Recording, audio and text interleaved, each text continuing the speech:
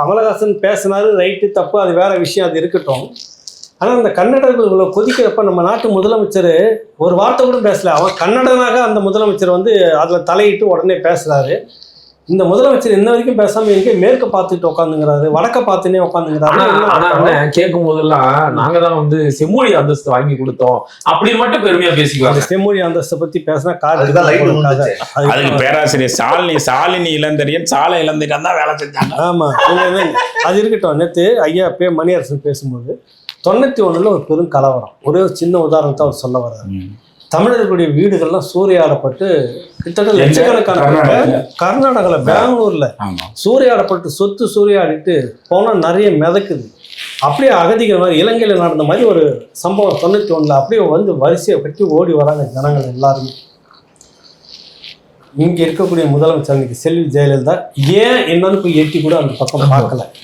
சரி, எதிர்கட்சி தலைவராக இருந்தாலும் தமிழினர் முத்தமிழுக்குமான தலைவன் ஒருத்தனை அந்தாலும் போய் பார்க்குது. நான் சொல்லலை, ஐயா மணியரசன் சொல்கிறாரு, போய் நாகரிகமாக சொல்கிறாரு, அவர் பெரியவர், அவரும் போய் என்னன்னு கேட்கல. ஆனால் அதே காலகட்டத்தில் அஸ்ஸாமில் பீகார்கள் தாக்கப்பட்ட சம்பவம் நடந்தது.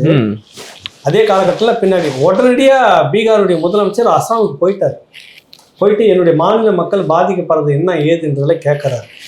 திருப்பத்தூரில் ஒரு கும்பல் தாக்கப்பட்டுட்ட உடனே பீகார்லேருந்து ஒரு டீம் வந்துச்சாங்க.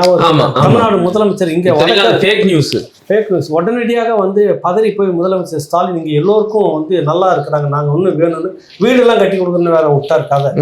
இவ்வளவும் கொதிக்கிற நீங்கள் தமிழ்நாட்டு முதலமைச்சராக இருந்துக்கிட்டு இந்த மண்ணு இந்த உப்பை தின்னுட்டு இந்த மக்களுடைய வரி பணத்தில் கோடி கணக்கில் உங்களுக்கு 100 தலைமுறைக்கு சொத்தை சேர்த்து வச்சுக்கிட்டு நீங்கள் கன்னடத்தில் வந்து அவன் மொழியை பற்றி கொச்சப்படுத்தி பேசும்போது நீங்கள் பதிலுக்கு பேசியிருக்கணுமா இல்லையானா? ஐயா மணியரசன் நேற்று ஆர்ப்பாட்டத்தில் பேசி ஆர்ப்பாட்டம் உண்மையை யார் பண்ணணும்?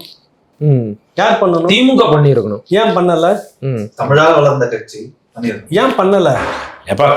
அவங்களுடைய தந்தை வந்து கன்னடத்துல இவங்களுடைய பினாமி பணம்லாம் இருக்கு. சன் டிவி இருக்குல்ல, முதல்ல நாரா கீசி தொங்க போட்டு போய் வான்னு அனுப்பான், பேக்கப் பண்ணுவான்.